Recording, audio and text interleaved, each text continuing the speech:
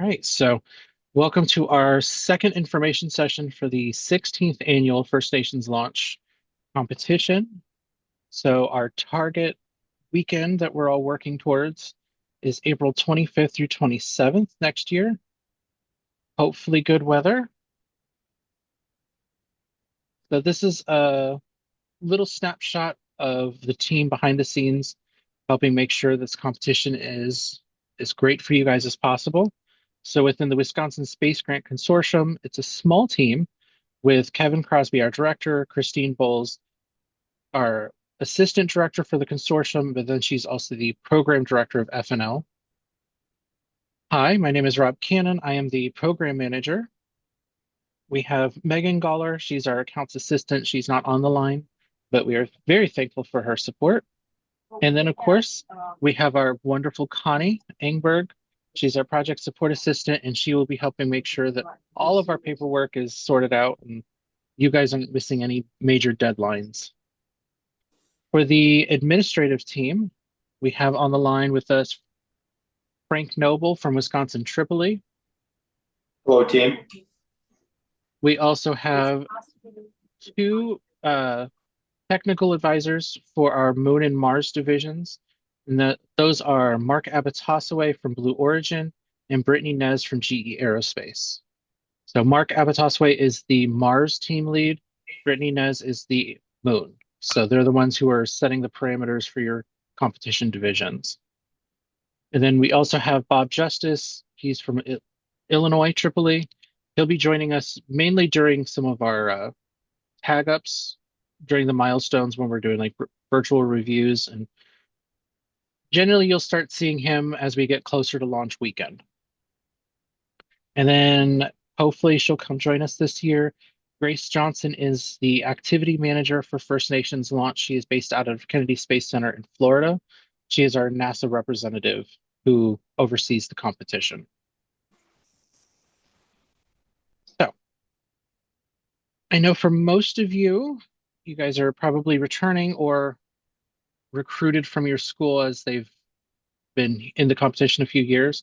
But for a high level, First Nations launch is a competition for tribal colleges and universities, Native American serving non-tribal institutions, and active American Indian Science and Engineering Society collegiate chapters. So in essence, what that means is this is a competition for the Native American community, both within the US and Canada. So this is an undergraduate focused student competition. So where the teams are conceiving, designing, fabricating, and competing with their high power rockets. We restrict the rocket motors and some of the dimensions.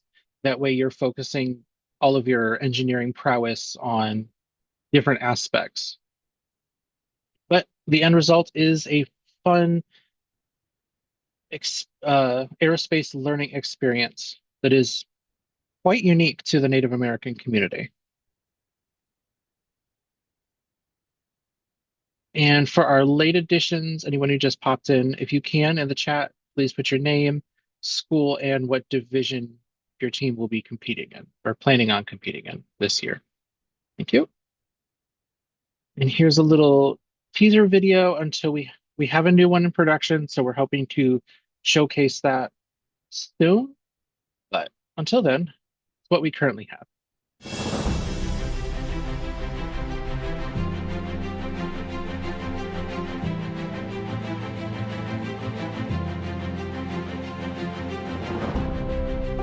The First Nations launch has been just an amazing opportunity for me. The whole goal is to design, build, and fly a rocket. We launched our rocket earlier this day, and it was really exciting. No matter what team they're on, everyone works together. The camaraderie that's built among the teammates and the team members, students, advisors, grad students, undergrads. Launching our rocket for the first time was exciting. I didn't know what to expect, so just watching it up in the sky and being able to hear it was just amazing.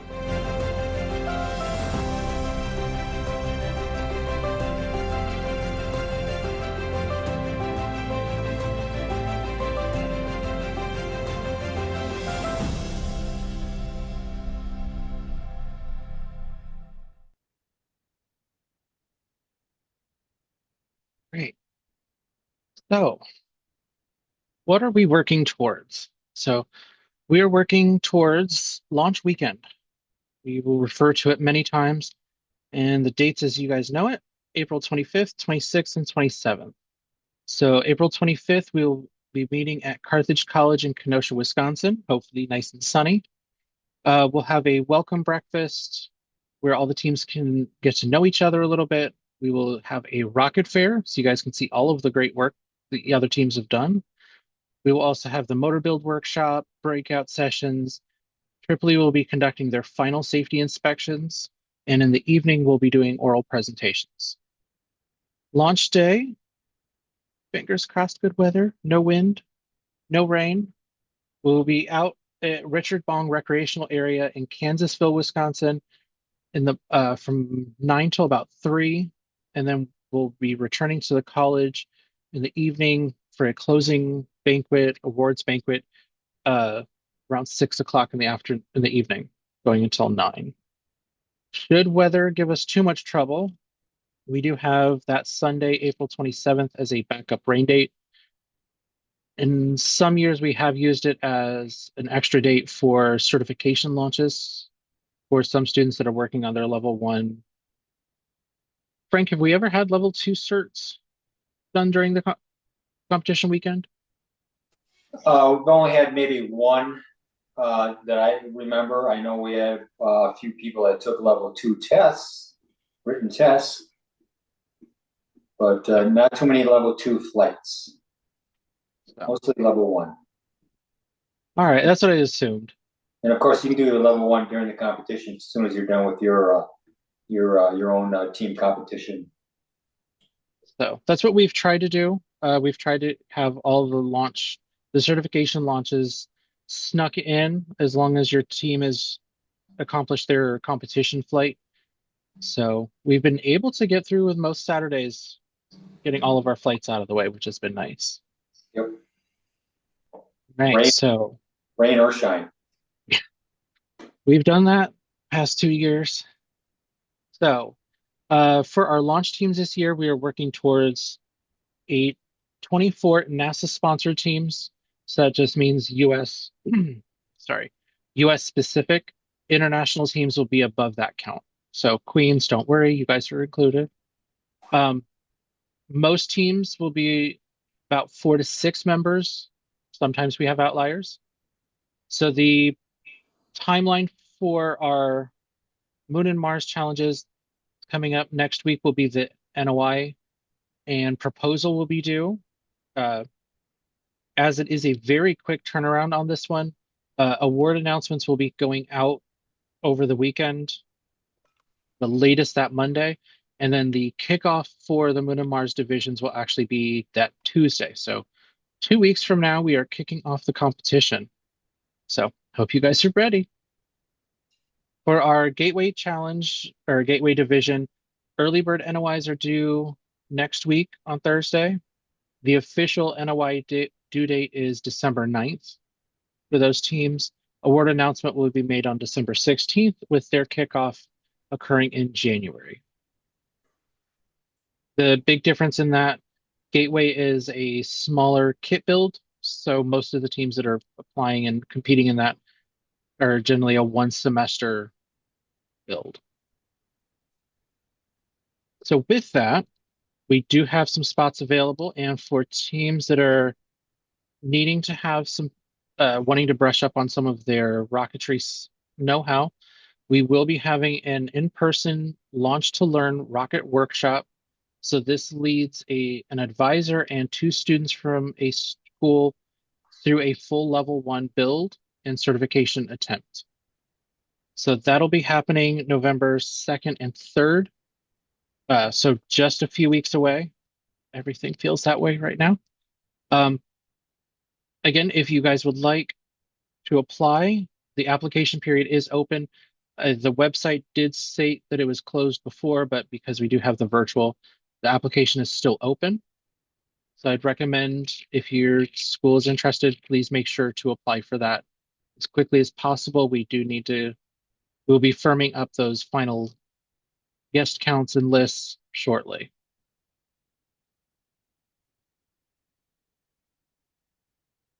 right.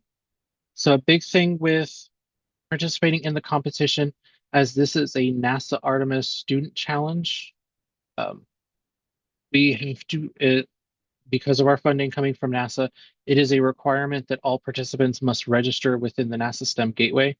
This is above and beyond from what we have for registering for the competition through the WSGC portal.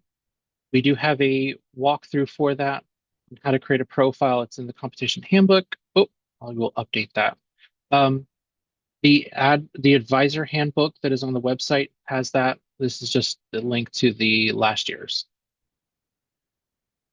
But for this, it is creating a profile in the system, and then at a certain point in the next month or so, all the participants will be getting an email from the system as we connect you to FNL. From my understanding, as soon as the email comes out, all it is a matter of just sort of clicking on it and then filling in just a little bit of information just to finish connecting your belly button to the competition. So this helps with our longitudinal tracking and making sure that we secure funding for future years of the competition. So now on to the important bits.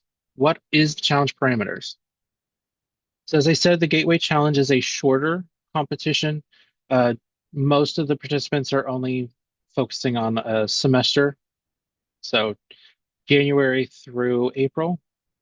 So for this, we have pre-selected kits for the teams to select pick from. So we have 3 different kits. These are meant to align with the size of the Mars and Moon division rockets that the teams will be building. So it gives you that parallel. So with that, 3 different kits. We have different motors to select from that. But then if the teams would like, you're welcome to go above and beyond if you want to add in some extra payload or a sensor to try to do some tracking, trying to see how closely you guys could reach for, let's say, the Moon division. How closely could your team get there? It's a good way to start and just sort of feel out or just build up your rocketry know-how. It's a light year. So a little bit more on our kits. Should be fun. Let's see. All right. Moon. So for the Moon division, teams will be designing, testing, fabricating a minimum 4-inch diameter rocket. And then the teams will be integrating 2 sensors into the rocket, tied together with an Arduino Uno as a flight computer or for those sensors. And then the rockets need to reach an altitude between 3,000 and 4,000 feet. Rockets in the Moon division, you guys are welcome to use kits if you guys would like. You're also welcome to build them up from COTS parts as well. For the Mars division, mostly the same. There is a slight change to the altitude that you're targeting. So between 3,200 and 4,000 feet. And then the big difference in the challenge is integrating 5 sensors into the rocket, not 2. And then it's not tied together with an Arduino Uno. I don't believe that is restricted from you using it, but however you want to get all 5 sensors to work is based off of between you and how you guys interpret the challenge parameters in the handbook, of which are all up for the Moon and Mars divisions. Gateway handbooks will be coming out a little bit later, closer to their kickoff. We're trying to revise the handbook a little further. So, little competition summary. The Moon and Mars projects are judged on the written design reports that are created, virtual presentations, so at the milestones and then during launch weekend. And then, of course, your launch weekend flight and the challenge parameters, like how well did you achieve those goals. And of course, it's all tied together with the different project milestones of proposal, PDR, CDR, FR, and PLAR. So preliminary design review, critical design review, flight readiness review, and post-launch assessment report, in case you guys are curious of the acronyms if you're not familiar yet. And As most students are always concerned with, there is an opportunity for extra credit or bonus points. Let's see. So for that, it's through educational outreach activities. It is pretty open-ended for how you would like to achieve that. If you want to just have students come in, you want to go out to them, if you want it to be a hands-on activity, if you're just talking and sort of sharing information about what you guys are doing, it's pretty open-ended. You are always welcome to reach out to our office. We're happy to help you work through those plans and designing some of those activities. Otherwise, NASA has a wealth of resources for hands-on activities that are cheap and easy to do. So it gives you opportunities of just go out, talk to a school, tell them what you're doing, and then do little hands-on activity with the students. Perfect, easy reach opportunity. But you guys can make them as complex or as simple as you would like them. And of course, another item, just an example of some of the items that you'll be judged on, neatness of your payload bay. So with all the sensors that you're going to be having not and it is not specified that all sensors have to be in the payload bay. If you need them a little elsewhere, you know, just again, as we will be quoting multiple times during our webinars, please review the handbooks. When in doubt, check the handbook first and then come ask. It's what our new mantra will slowly become. So a little breakdown. So it does come out to a 100-point total for the competition. And then, as I said, there's up to 10 bonus points for the education outreach. So most of our milestones that we're going through, it'll be 5 points for your written, uh, well, 5 points for the virtual presentations, generally 15 points for the written report with deviations at the beginning and end. But it all combines into 100 points total. As you see, most of the work that you're going to be scored on is actually before the launch weekend. So, design reports, we will be having more templates coming out. I know we might be a little delayed on the proposal template, but you could use last year's and then just tweak it based off of what is requested in the handbook. The templates are mainly to help you guys understand the formatting that we're looking for. But always use the handbook as your Bible for what is required to be in that milestone. But the purpose of them is to help communicate the engineering and design effort that has been involved, to help explain the analysis of what you guys have been researching. So comparison and contrasting, like what sensors you're picking, why you're using them, those kinds of things. And of course, the due dates for all of the milestones are on the launch calendar, or our calendar. And of course, please make sure to use the templates for your formatting. It helps us as we're going through so we know what section to look for certain information in. We've had some teams in the past provide it in other formats or just not even based off of the template at all. And it's been extremely difficult for some judges to be able to score as they were having to try to figure out where information was in the report they were looking for. Now, for the design reports, I will say that this is applicable to the Moon and Mars divisions. The Gateway division does not do the reports. They still provide and participate in the presentations. So we'll have the presentations at each of the milestones. Gateway does participate in those, but they don't have to write the reports. So what does the Wisconsin Space Grant Consortium provide to each of the teams? So we have the marketing and recruiting materials of the posters and postcards. Those were sent out. We also have them available on our website if you guys would like to print them off and post them around your campus or use during any recruiting events that you're doing. We do have the rocketry workshop we talked about before. So the in-person one is in November at Carthage. We will have a January session as well. That one is virtual. Each team, let me qualify this. Each of the U.S. teams are eligible for up to $4,000. We will be doing reimbursement awards on that. And then for teams traveling from more than 1,000 miles from Carthage, uh, there's extra travel funds that you guys could request for. In the award acceptance documentation is where you guys will indicate if you would need those or not. For new teams, we send out rocketry reference books. Connie sends those out to everyone. And of course, we'll have report feedback. So that will happen.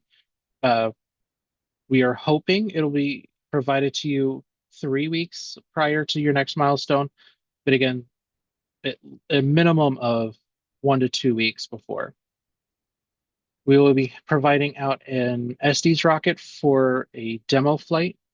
Let's just make sure you guys understand the mechanics of it. And that can just be posted onto YouTube or your social media, and then you guys are providing a link to us for that. During launch weekend, we provide the motor and the casing that you'll need for the rocket. You just need to make sure to return the casing back to us. Frank? Yes, please. No, the casings are important. We need to get those back. And of course, as we get to the competition weekend, you guys will be determining number of ejection charges that you'll need for your dual deployment rockets. We will generally provide those for you, so you don't need to be traveling around the country with black powder. You'll just need to let us know the number of charges and what amounts you need in them. Generally, it's like 2 gram, 1 gram, 2 gram, 3 gram. You just let us know, and then how many of them, and then we'll have them prepared. Additionally, we provide hotel accommodations. So we'll do 3 rooms for 3 nights at one of the hotels that we work with. And of course, during the weekend, Friday and Saturday, we are providing breakfast, lunch, and dinner since we are holding you guys hostage. Not really, but just since we're busy, you always know that food keeps everyone happy and moving forward. So to our advisors, for new faculty advisors, we are happy to help pair you up with a veteran advisor. If there's any questions that you're running into, or just as you're trying to get familiar with the competition, happy to pair you guys up so you guys learn from others' experience. Of course, with back to the outreach, we're happy to bounce ideas off of and help tailor those to your area or your team. And of course, happy to help with assisting locating a rocketry mentor. Teams all need to have a rocketry mentor, but it is up to you guys depending on who you want to work with. NAR and Tripoli are the two major organizations within our continent. So those would be the ones that we would be accepting mentors from. And then, of course, we do try to help with next step opportunities. So the winners of the Moon and Mars divisions, we do support them into NASA student launch and the NASA Rock On workshop. But of course, there's other opportunities like we were talking about earlier. There are other rocket competitions around the country that we would love to see you guys continue on into. A lot of times when you have the rocket with us, nothing says you can't use it in other competitions or just to fly it for fun in your local area. Just be careful about flying them before the competition. Make sure you guys don't break the rocket. So some requirements for the advisor and mentors. The faculty advisor, they're the ones who will be submitting your NOI for the competition. They'll also assist with securing the workspace on campus, with purchases, travel arrangements, big picture things that depend on the, school procurement to handle. Rocketry mentors meant to help you with understanding the planning and construction of your rockets. And then, of course, the big thing, if you guys are close enough to a local launch field for you guys to be able to attempt to launch of your rocket, just to see how everything is working, parachutes are all timed correctly.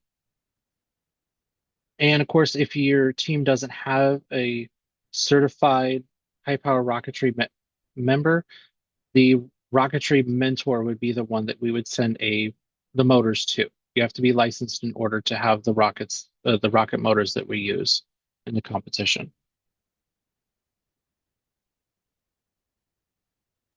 I think they provide their own rocket motor if they're going to do a test. Yes, testing would be done on your own dime. Yep. But there, you would need to have someone who is certified to be able to purchase and procure those motors for you. Some launch sites, they will have a vendor out there during launch day, but that is not always guaranteed. So it is a lot of working with your local mentor to figure out what are the nuances of your local club or launch site. I know Frank has thankfully cultivated a wonderful launch site here locally where we generally have vendors at. I know for launch weekend, we will have a vendor there. In case you guys want to do extra flights with your rocket, you are welcome to do so. Generally, he'll have a few extra motors with him. Generally. So, to also assist with all of the planning and preparations and making sure that your flights are as successful as possible, we have a plethora of resources available on our website. I know it feels daunting and overwhelming for how much we have, but it is there for your benefit. The tools and tips, the calendar, and the report template scoring rubrics pages are probably going to be the ones that you visit most often. Uh, the tools and tips page is where we will have all of the recordings posted, any forms that you need. All of that is listed there on that page.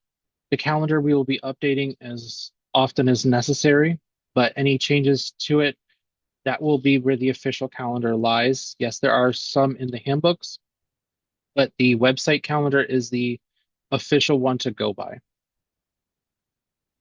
And then, of course, we have an extra page on there on our website with instructional videos slash webinars.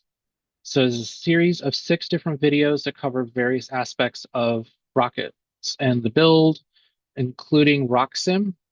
That is a big point of contention we've been running into the last few years.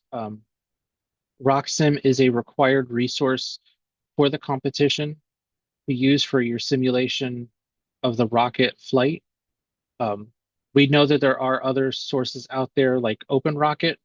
Your team is welcome to use them, but any files that you send to us must be like you must proof them in RockSim first.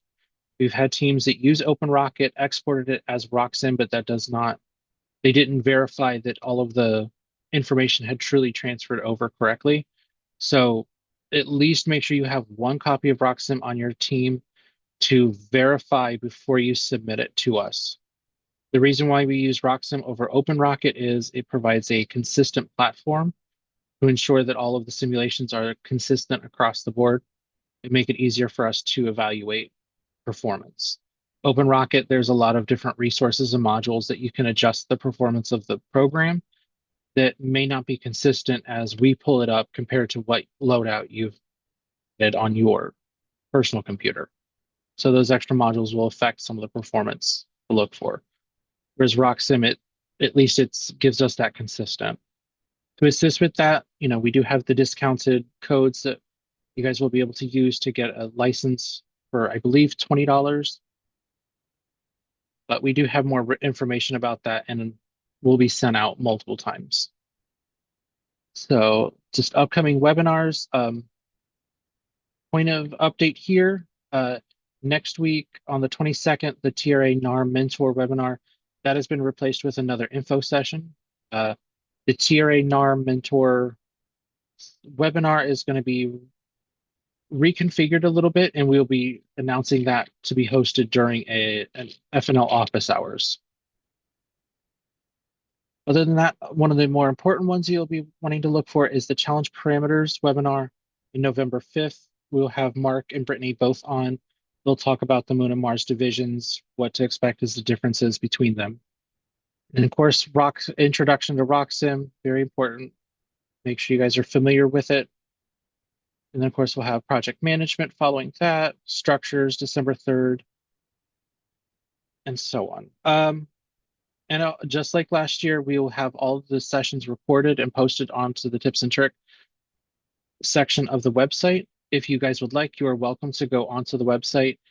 The webinars from last year are still posted. We don't take them down as it's still information that you might be able to make use of.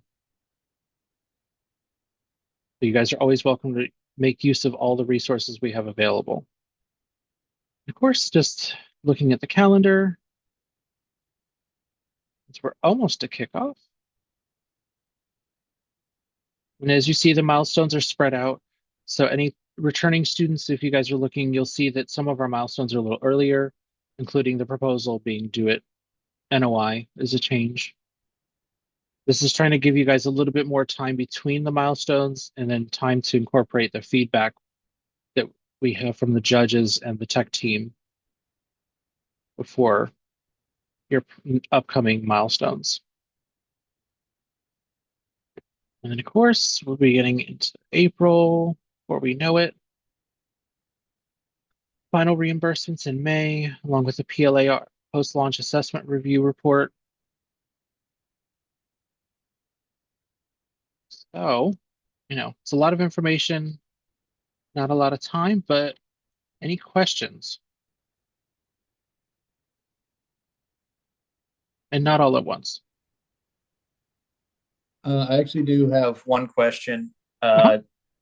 So we started working on the proposal, and I don't know if it's up yet, but we've been looking for the 2025 proposal template, but I have not found it yet.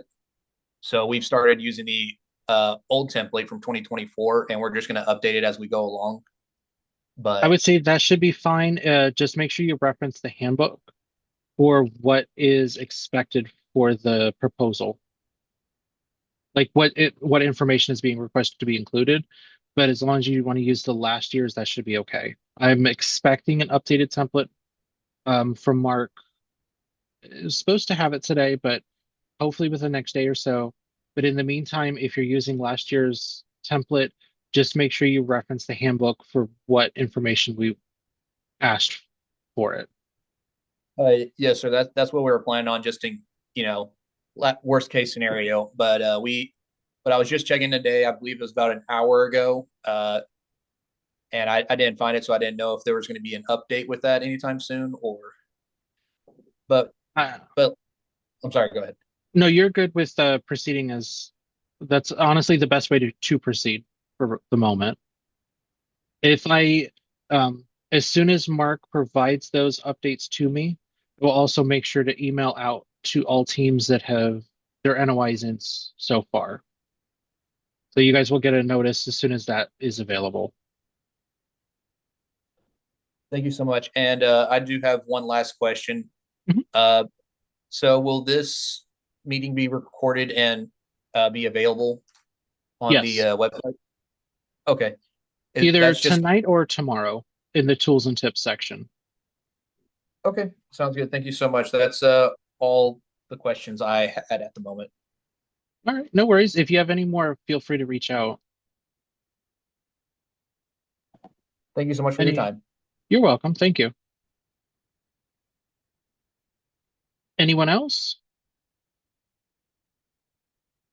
For the proposal template, whenever it is released, do you know where I could find it? On do it this way. Impromptu. So, so as soon as we do have it from Mark, over here we have the reports template and scoring rubric. And then each of these are hyperlinked to the template for that milestone. As soon as I have updates for this year, we might tweak it a little bit for how it's posted, but it'll be on this page for those templates.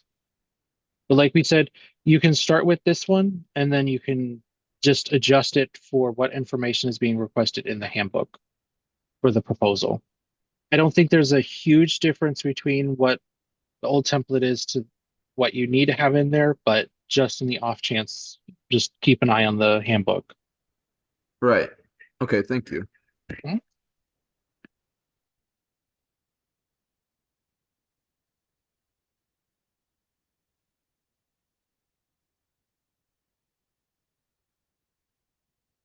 Anyone else?